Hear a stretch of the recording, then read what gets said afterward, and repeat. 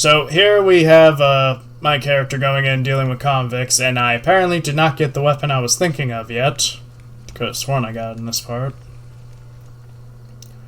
Or maybe I took it off one of the fellows we're going to go face now.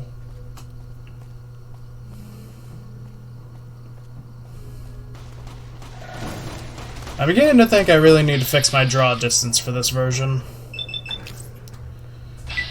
Alright, once we got our unarmed skill up to about 50, we unlocked the ability to do uppercuts, which is basically just a VAT-specific move that takes more action points but hurts more. So, you know, either do that or just spam regular punches. So here's the fun part about doing a melee build or an unarmed build with no guns or ranged options. You have to run up while they shoot you in the face. Fun times. I think now is about the point I realized I could do the uppercut. You know, just punch him right through his chest. That'll be fine. Also, yeah, unarmed has one other small problem. The range is awful. So, you know, good luck with that. I'm gonna be honest, the differences between unarmed and melee has always been weird. Like, unarmed, obviously, you always have it while you have, well, your fists. But with melee, it's that you have more range, and well, honestly, that's just the main thing. It's like, your range is better, I think your attack speed is lower depending on the weapon, but of course with knives that doesn't really matter, but then you'd sacrifice range.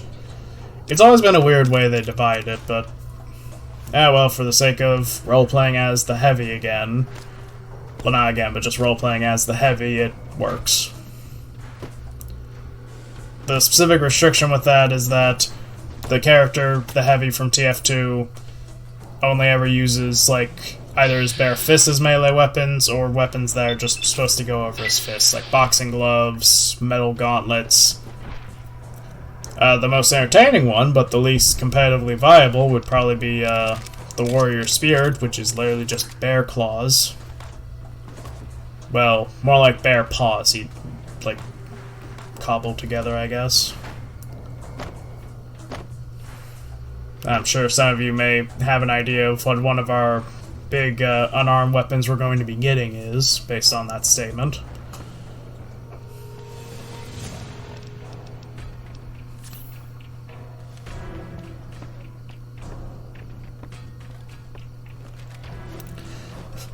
You know your opponent isn't that smart when he willingly walks up in melee range of the guy who was willing to, like, walk through how many shots to the face. Well, gunshots, never mind. And apparently he's learned how to evade us. Also, yeah, another fun thing about melee VATs, half the time you're basically teleporting to the opponent. Like so. Of course, when you get within a certain range, it's gonna stop working, but, well, that range is a lot more generous than you think. Sadly, though, he fell way away from me, so, time to backtrack to get his shit. Ah, there's my spoils. Let's see. So what I was saying earlier about having certain apparel that sort of matches up with what the TF2 characters wear, that honestly was a lot harder than I would have thought of to do in the Fallout universe, but these guys' gear is somewhat similar for no other reason than it's a shade of blue that I think most of the TF2 characters can wear. So, I believe we're gonna go with that and roll with it until I find something better, or I keep dying from my shitty armor. One or the other. Although, sadly, I can't really think of any, like, heavy armor that would make sense for the character. Besides helmets, I guess.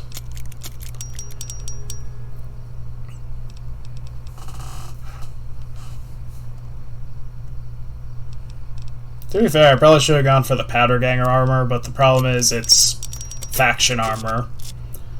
You do have the ability to wear other costumes that other faction members wear, but two problems. One, it makes your karma go all in a weird But no, I guess your karma isn't affected. It's mainly just that it affects your disposition towards other factions. Like, obviously, walking into the NCR's base wearing a powder ganger uniform, it's not going to go too well. The main idea is that you want to use it to disguise yourself amongst other members of the same faction to get in and not be noticed.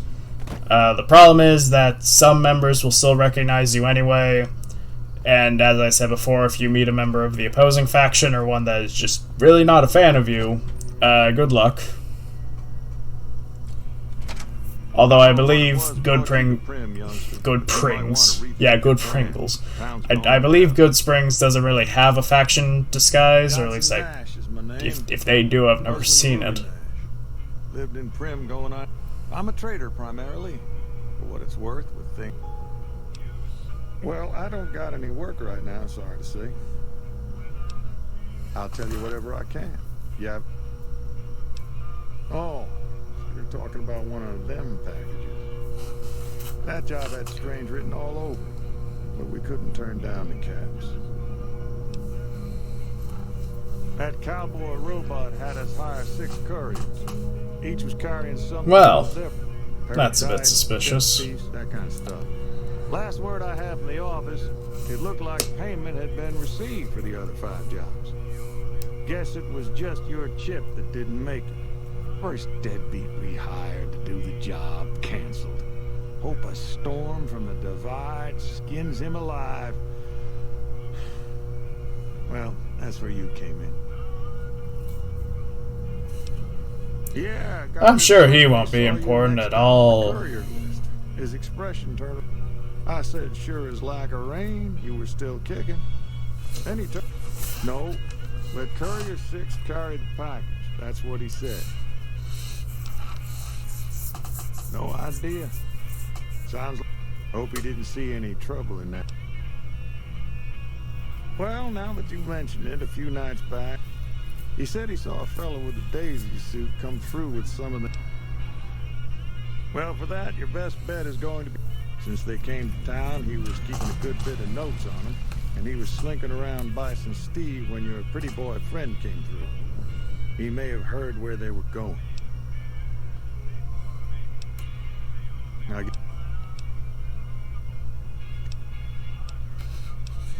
and sadly, I believe that's all the relevant information I can get. Nope. Different fella. Bigger. Don't go. So that's effectively our plot so far. We're trying to find these fellows, members of the Great Khans, and the guy in the checkered suit. And our only option... Well, we have 2 options. We can literally just walk to the damn strip, which is going to take a while if we go the long way. Or we get more information from this guy. Well, not this guy, sorry, the deputy. And he'll tell us to go walk another 5 hours to get there. But since we're trying to not be a dickhead in this playthrough, I guess we're gonna go save him.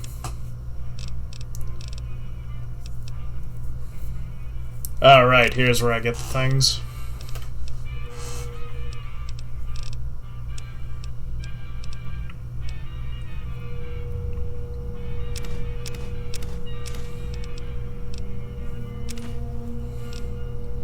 All the healing, because I am certainly gonna need it.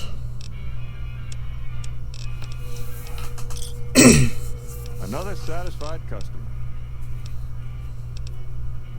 Gang.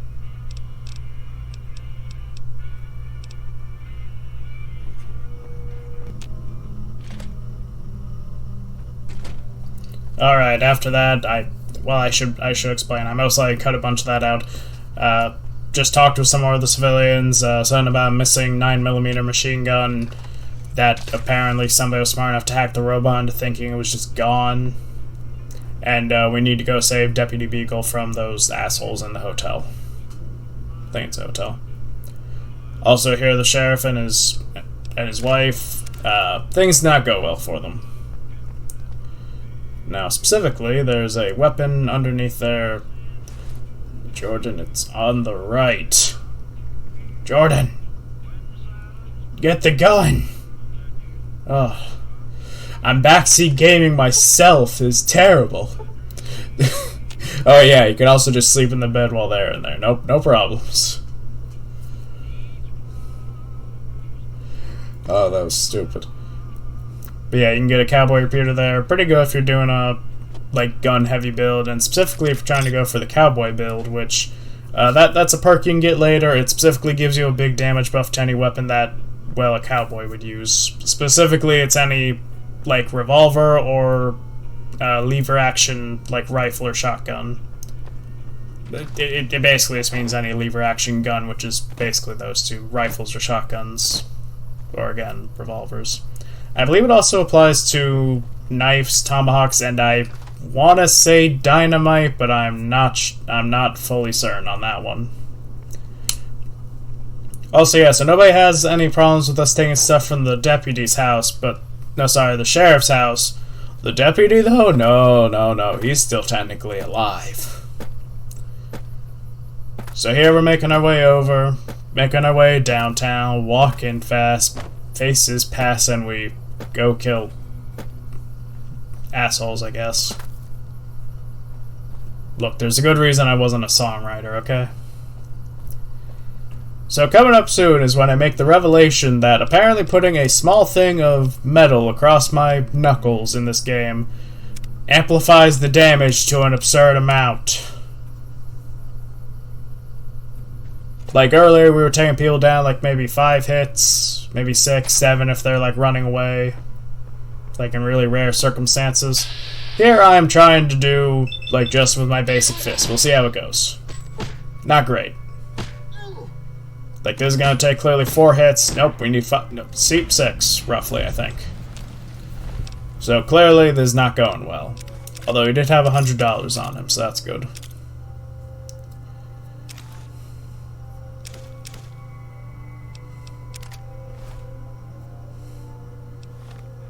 Going to have a lot of varmint rifles sell by the end of this.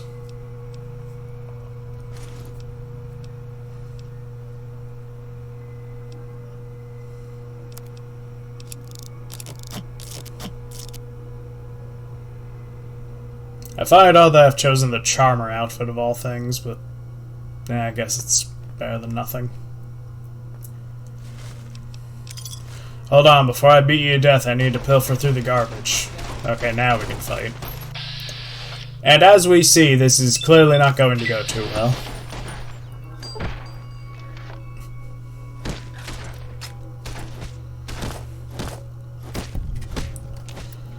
Like, yeah, clearly we're taking them down, but we're taking way too much damage. It's taking too long. I don't know why I keep taking their armor. It's not that... oh, whatever. So, I don't know if it's just me, but trying to use heavy attacks in Bethesda games for melee, I don't know. It never really pays off, in my opinion, but maybe that's just me being terrible at it.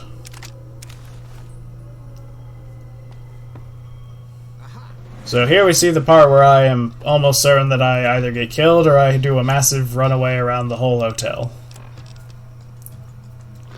Let's see. Also, yes, most food items will give you a small amount of radiation depending on what it is. Law of the land, sadly.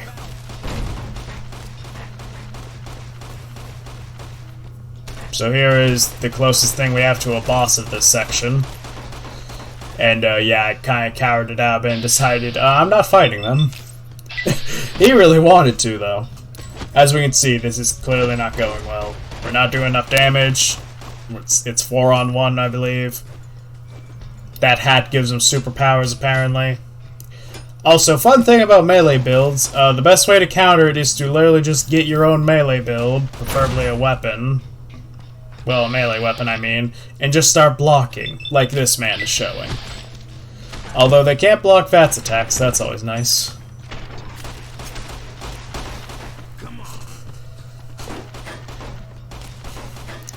Yeah, at this point I decide, okay, let's see if they follow me up here. The answer is, of course they will. They're not that stupid.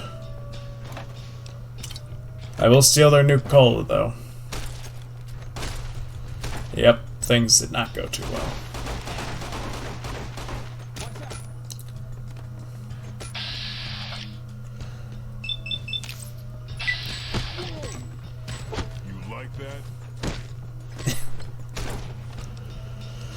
Yeah, we are not.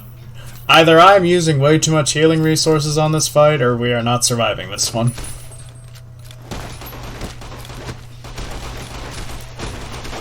Yeah, we're definitely not surviving. And our first death of the run.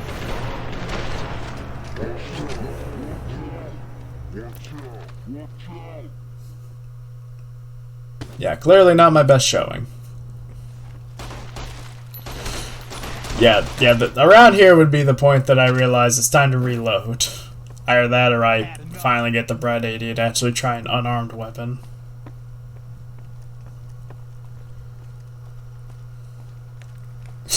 Or maybe I'm just going to go steal their beef really quick.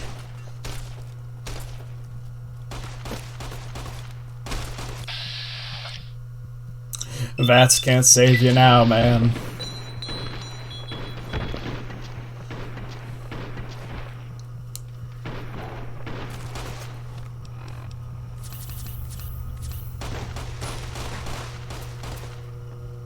You like that?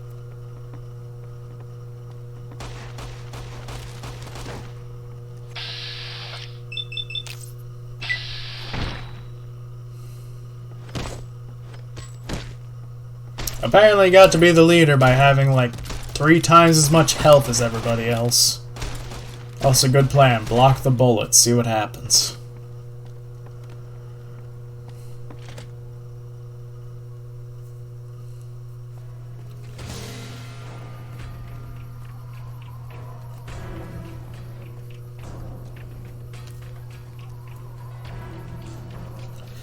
Okay, so attempt 1 of fighting the convicts went absolutely horribly. Now, what was my backup plan? We will see in about 10 minutes when my stupid ass just gets back to the healing spot.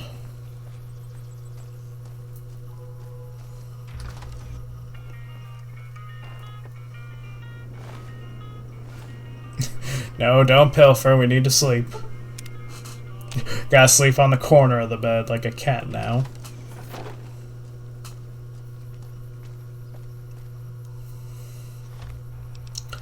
Okay, so I believe this is the part where my brain finally decides, okay, let's try the brass knuckles. Now, you all saw what happened, right? The main leader is taking so much damage, my fists alone doing nothing.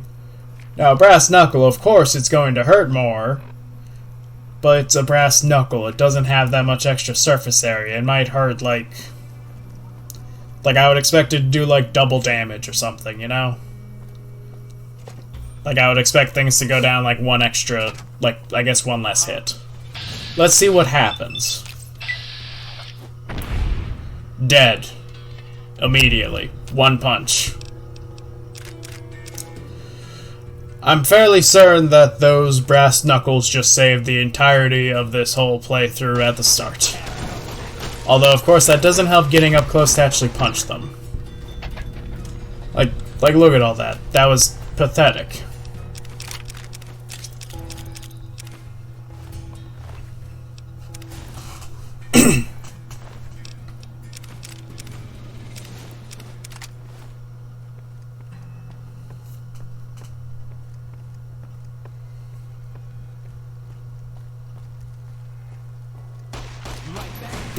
Oh, there's our last guy. No, don't punch Deputy Beagle. Again, just one VATS punch, that's it. Dead. Immediately. So, despite the fact that unarmed would imply that you're supposed to, more often than not arm yourself, apparently the tactic for using an unarmed build is to arm yourself. Wrap your head around that one, why don't you? I don't suppose you can. I'm in a bit of a... Oh, that's just marvelous.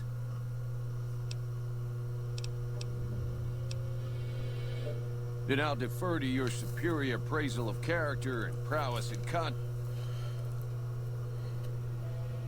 Let's just say this deputy is lucky that I don't immediately just knock him out.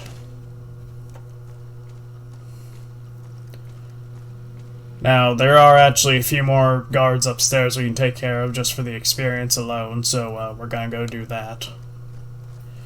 As soon as I find where the dang exit is. Well, not the exit, the stairway.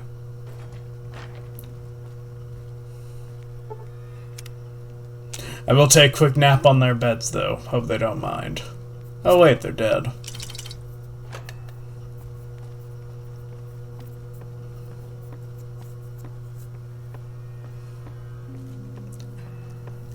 I guess I should ask if their compatriots upstairs care at all.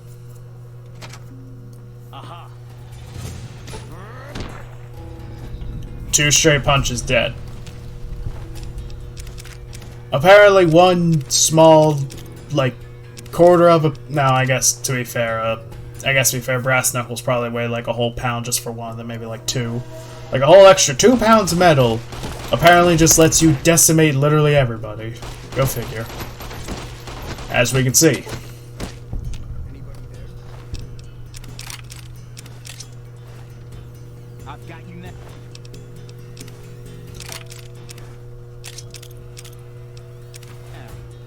Oh, I'm gonna make a killing off of these.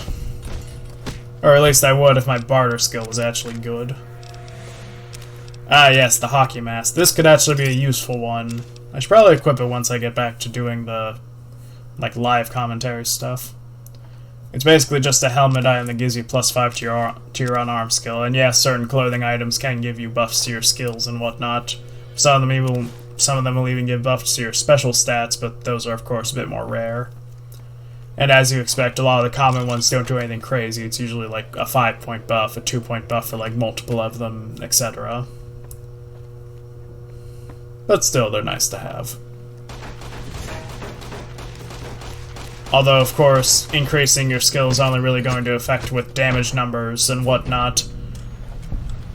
I don't believe it's going to help with, like, obtaining skills or, like, having access to the uppercut.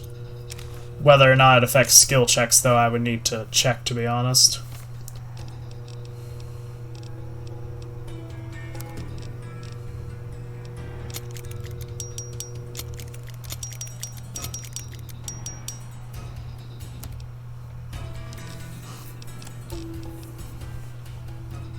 Also, yeah, somehow wearing a dang cowboy hat gives you, like, an extra perception point.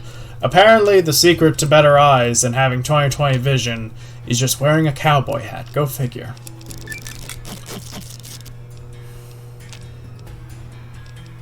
You may be wondering why I'm repairing a bunch of these items that I'm clearly not going to use for the role-playing purposes of this build. And the answer is quite simple. An item with a higher durability is going to sell for more and also take up less weight so you can pilfer more stuff while you're there. I believe if you sold every weapon, like, as its base durability, well, not base durability, but, you know, the durability you get it at, I imagine it probably would add up to about the same as, like, a more repaired one, but, of course, that's more space in your inventory that you're taking up to do that, so, you know. Why not just carry one high-value item that only takes up 1 pound versus, like, 5 of them that are worth less. Also, here's the lockpicking minigame. I don't really have much to say about it. You just have to feel out the location of the lock and then start turning. If you start turning in a location where it won't move, you'll eventually damage and then break the bobby pin. And we finally get to level 3. All the unarmed skill. And all the melee skill. Even though I'm not going to use that much melee. I don't know why I bothered doing it like that. Whatever. Ah, Psycho. An item that I basically never use, but will happily sell.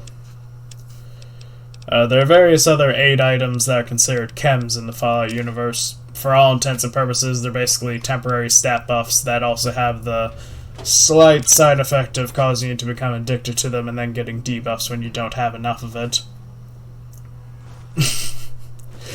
I don't think he was too happy about me taking his stash. I honestly don't really use them that often in playthroughs. I usually just prefer to rely on my base stats and armor. Usually just because I'm too worried about dealing with the debuffs and whatnot, even though there are definitely ways to get around it, such as, like, addiction cures, doctors, etc. Oh, hey, look, the last guy. And dead. And I dropped him again, so I have to go grab his stuff. The heavy may be powerful, but having dexterity, that is not one of his strong suits. Getting plenty of free ammo, though. And my frame rate is dropping like shit. Wonderful.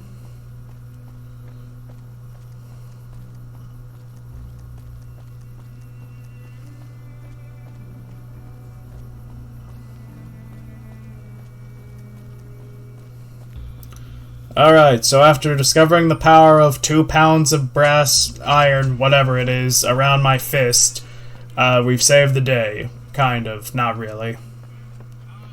As Deputy Beagle here will quickly explain. Well, that was quite an breaking myself out of a hostage. Problem is, there's still no law.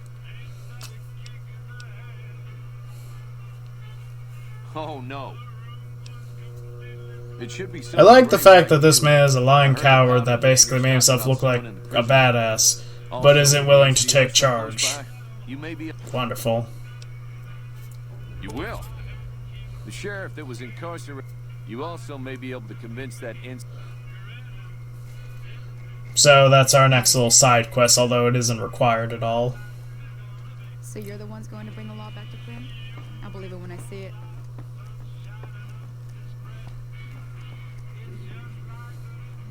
Oh right, I think my dumbass finally remembered. Oh yeah, I need to get the notes on Benny from him. Any luck finding a suitable? Ah, yes. I was performing recon, gathering information on some of the powder gangers, when some great cons arrived with your friend in the suit. They were talking about some delivery. They said they'd be heading through Nipton to Novak to meet a con. And that's effectively our next destination, get over to Novak. Well, of course, we're going to be doing the quick side quest to find a new sheriff. I'll explain more about that in the next part we do here, because the recording on this specific session is about up. Give me something to talk about doing this post-commentary, which, as it turns out, seems like it's a bit more difficult than doing live, ironically.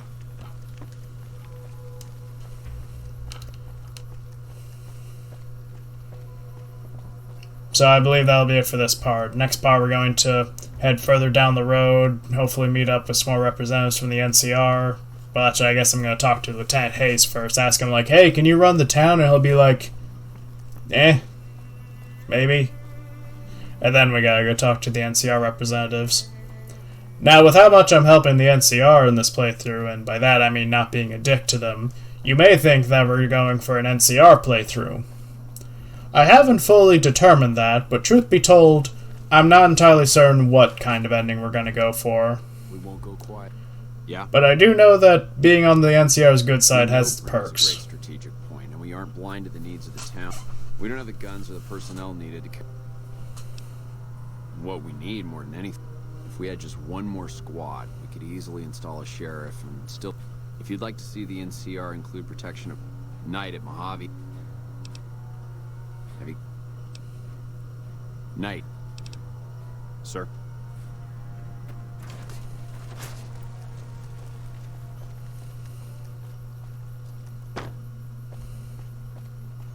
And with that, our goal for the next part is clear. We get to the Mojave Outpost, which is basically that southwest corner of the map I was talking about earlier.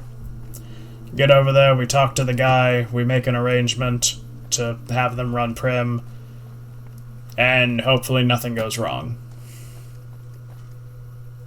And as you know, now that I've said that, something will probably go wrong.